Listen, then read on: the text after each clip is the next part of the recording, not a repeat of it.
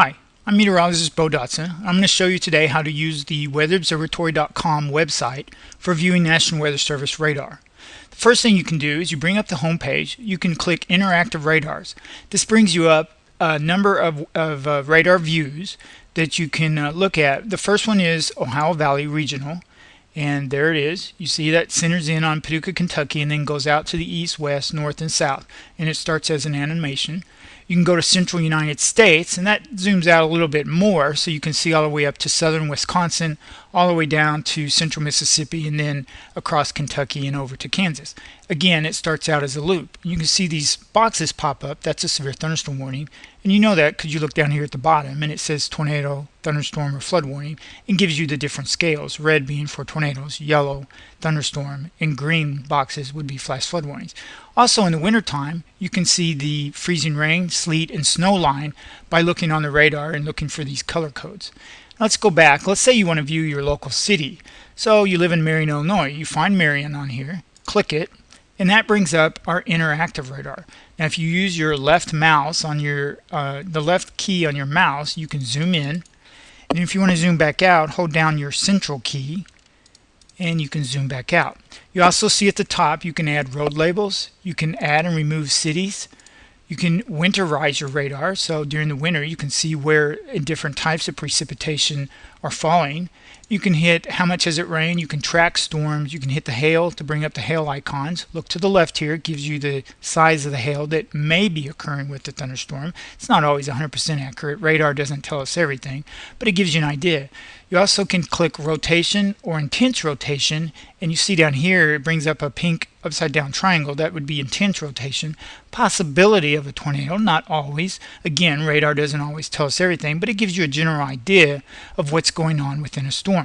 And finally, you can also click warnings, and it would bring up your warnings. Again, here are the color codes for those. Now, if you live in a different city, you just click that city. Hopkinsville, click that. Paducah, Poplar Bluff. We've got a number of options.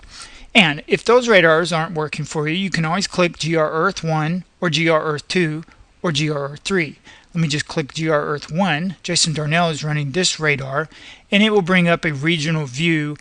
We can move this around. If there's something big going on, we can center it over the East Coast or maybe to the west, or we can zoom in on an area. But we try to keep these going as much as possible as a backup radar.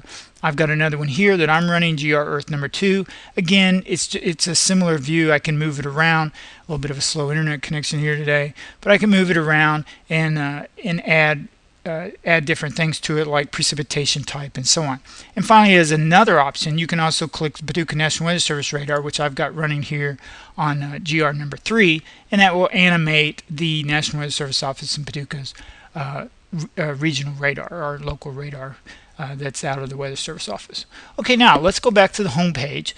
We have some other new options for you. Click 7-day forecast, and this brings you to hundreds, if not thousands, of new maps that we're offering on the Weather Observatory website for free. And let's say you want to look at radar. So you want to see national radar, just click radar. See here, we have local, current, severe radar, and so on. Click radar, and that brings up your radar view. Now you can animate this 1 hour, 2 hour, 6 hour animations, and you see it loading there, and then it will animate for you. And you can also put in storm reports to see if there's been any storm reports over the last few hours. Unclick that. You can put cities on there, and it'll bring up cities. You can also click on a state. So let's say you want to look at Wisconsin. We click on Wisconsin, and there you go. It brings up a local view of the state of Wisconsin. Again, a little bit of slow there on the internet connection. And again, you can hit station models. That brings up current conditions around this regional view. You can click summary, warnings, storm reports, all kinds of options you can choose from on that. So let's back up. Now we have another radar option for you as well. Now this is a new one, interactive. So go back to this bar, and you see the word interactive. Click it, and that will bring you to this new radar we have, and you can X out of this. If you want to hit the read the getting started guide, you can do that, otherwise exit. And you can zoom in and zoom out all the way down to your local city on that one as well. You can also hit webcams, and it'll bring up webcams. So there's a snowstorm going, you can click on the webcam, bring it up, and there you can see the different views. So that's a few of our radars. Hopefully you use the website. We've got it up there for you, and if you have any questions, just email me.